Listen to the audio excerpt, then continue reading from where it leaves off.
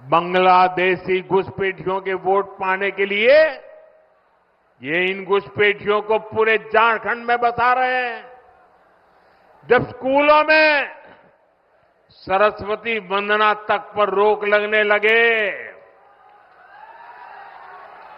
तो पता चलता है कि खतरा कितना बड़ा है। जब तीज त्योहारों में पत्थरबाजी होने लगे, माता दुर्गा को भी रोक दिया जाए। जब कर्फ्यू लगने लगे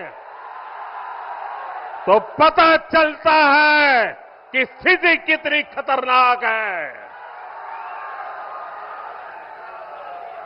जब बेटियों के साथ शादी के नाम पर छल कपट होने लगे तो पता चलता है कि पानी सिर के ऊपर से गुजरने लगा है। जब घुसपैठ का मामला कोर्ट में जाए और प्रशासन इससे इनकार करे तो पता चलता है कि सरकारी तंत्र में ही घुसपैठ हो चुकी है।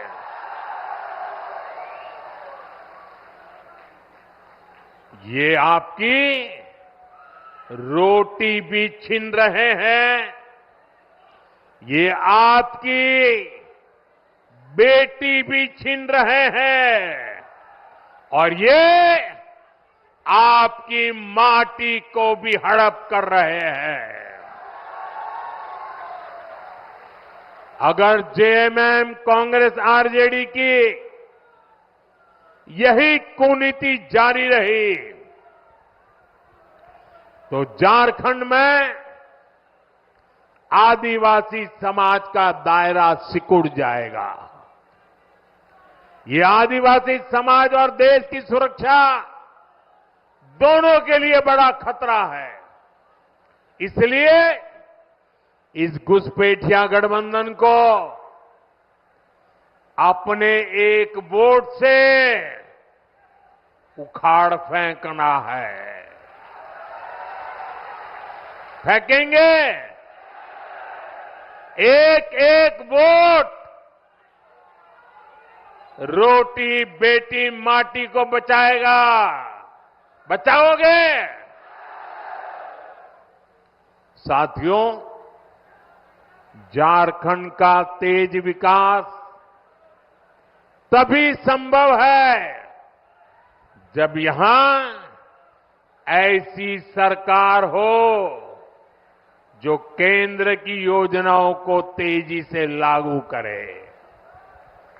ये लोग खुद काम करते नहीं और दूसरों को भी काम करने नहीं देते। दशकों तक इनके कुशासन का नतीजा झारखंड ने भुगता है। गढ़वा हो, पलामू हो, राज्य के ऐसे अनेक जिले हैं जिनको इन्होंने पिछड़ा घोषित कर रखा था। हमने यहां के विकास को प्राथमिकता दी। देश के जो अच्छे और युवा अफसर हैं उनको यहां तैनात किया। ऐसे जो हमारे आकांक्षी जिले हैं वहां अस्पताल, school, college, road, rail, internet ऐसी हर सुविधा को प्राथमिकता दी जा रही है। ये लोग कैसे योजनाओं में भी रोड़े अटकाते हैं, इसका उदाहरण उत्तर कोयल जलाशय मंडल डैम है। कई दशक पहले इसका निर्माण कार्य शुरू हुआ था। ये समय पर बन जाता तो लाखों किसानों को इसका लाभ मिलता, पानी के लिए तरसना न पड़ता। हमने इस परियोजना को गति देने का फैसला किया। इसके लिए हजारों करोड़ रुपए स्वीकृत किए। 2019 में इसकी आधारशिला रखी गई, लेकिन यहां रोड़े अटकाने वाली जेएमएम सरकार बन गई। यहां जो डूब क्षेत्र के प्रभावित है, उनके लिए पिछले साल ही हमने राज्य सरकार को स्पेशल पैकेज की मंजूरी दे दी। लेकिन राज्य सरकार ने प्रभावितों को ये पैसा भी नहीं दिया, लूटने में लगे रहे।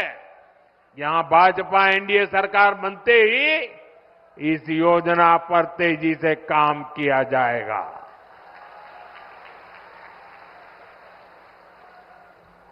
साथियों, यहां अगर भाजपा सरकार रहती तो सोन कनहर पाइपलाइन सिंचाई परियोजना कब की पूरी हो चुकी होती।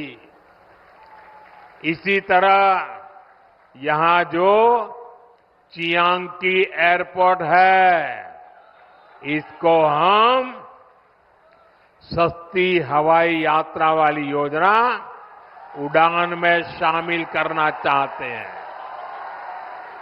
लेकिन यहां की सरकार इसमें भी दिलचस्पी नहीं ले रही।